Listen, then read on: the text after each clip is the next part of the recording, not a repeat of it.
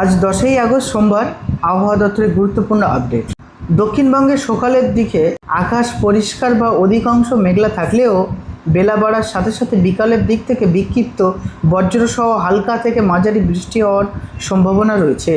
ঝড় বৃষ্টির সতর্কবার্তা 11টি জেলার হলুদ সতর্কবার্তা দেওয়া হয়েছে।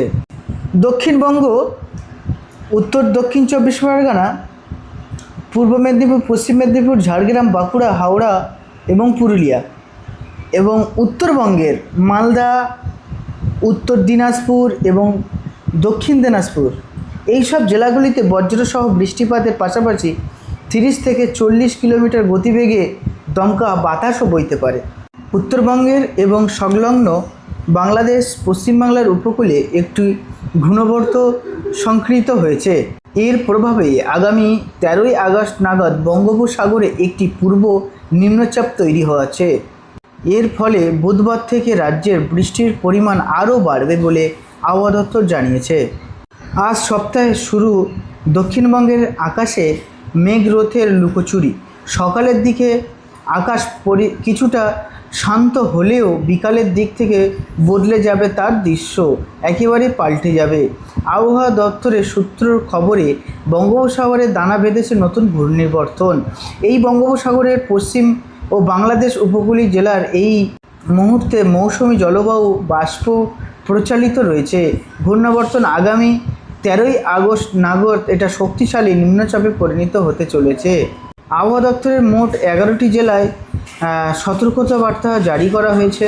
চলুন বন্ধুরা, দেখে নিই আগামী 5 দিন আবহাওয়া দপ্তর কেমন থাকবে এবং কোন কোন জেলাগুলিতে কেমন বৃষ্টি হতে পারে তা আপনাদের জানিয়ে দেবো। যদি আপনার চ্যানেলে প্রথমবার হয়ে থাকেন অবশ্যই আমার চ্যানেলকে সাবস্ক্রাইব করে এবং পাশে থাকবেন। আগামী দিনের আপনাদের কোন জেলাতে দেখছেন সে তার কমেন্ট বক্সে জানাবেন, কারণ আপনাদের জেলায় কেমন ওয়েদার থাকবে আমি পরের ভিডিওতে আপনার নাম ধরে আমি জানিয়ে দেবো। তো বন্ধুরা, 11ই আগস্ট মঙ্গলবার কেমন আবহাওয়া থাকবে আপনাদেরকে জানিয়ে দিই। 11ই আগস্ট মঙ্গলবার নাগাদ আরও ঘনীভূত হবে। 13ই আগস্ট বৃহস্পতিবার বঙ্গোপসাগরে একটি শক্তিশালী নিম্নচাপে পরিণত হতে পারে। এই নিম্নচাপটি মূলত উত্তরবঙ্গ থেকে পশ্চিম ও উত্তর পশ্চিম দিক থেকে অগ্রসর হয়ে পশ্চিমবঙ্গের উড়িষ্যা, ঝাড়খণ্ড উপকূলের দিকে সরবে।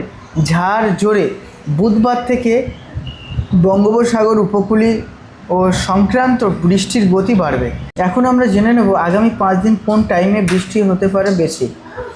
সকাল থেকে দুপুর অধিকাংশ মেঘলা, বিকাল থেকে সন্ধ্যাতে বৃষ্টি নামতে পারে। যেসব জেলাগুলিতে বৃষ্টি হবে: কলকাতা, হাওড়া, হুগলি, নদিয়া, উত্তর 24 পরগনা, দক্ষিণ 24 পরগনা। স্থায়ীভাবে বজ্র গর্ভের মেঘ ভেদ করে বিক্ষিপ্ত বৃষ্টি হতে পারে। এবং 12ই আগস্ট দুপুরে গড়িয়ে বিকেল রাতের দিকে বৃষ্টি হওয়ার সম্ভাবনা রয়েছে। যেসব জেলাগুলিতে বৃষ্টি হওয়ার সম্ভাবনা রয়েছে: দক্ষিণবঙ্গের উপকূল জেলা, দক্ষিণ 24 পরগনা, পূর্ব মেদিনীপুর এবং উত্তরবঙ্গের আলিপুরদুয়ার, জলপাইগুড়ি, কুচবিহার। নিম্নচাপ প্রভাবে শুরু হওয়ার মাঝারি থেকে ভারী বজ্রসহ বৃষ্টিপাত দেখা যেতে পারে। এবং 13 তারিখে সকাল থেকে নির্ভর এক গড়ে বৃষ্টি হওয়ার সম্ভাবনা রয়েছে। যেসব জেলাগুলিতে বৃষ্টি হবে তা হলো দক্ষিণ 24 পরগনা, উত্তর 24 পরগনা, পূর্ব মেদিনীপুর, পশ্চিম মেদিনীপুর, ঝাড়গ্রাম, কলকাতা, হাওড়া ও হুগলি। উপকূল সংলগ্ন জেলাগুলিতে ভারী বৃষ্টিপাতের সম্ভাবনা রয়েছে।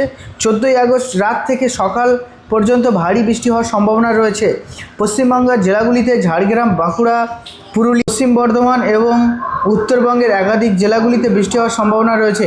নিম্নচাপ ঝড়ের মাঝখানের দিক থেকে সরে শুরু হওয়ার পশ্চিমবাংলার জেলাগুলিতে টানা বৃষ্টির পূর্বাভাস রয়েছে।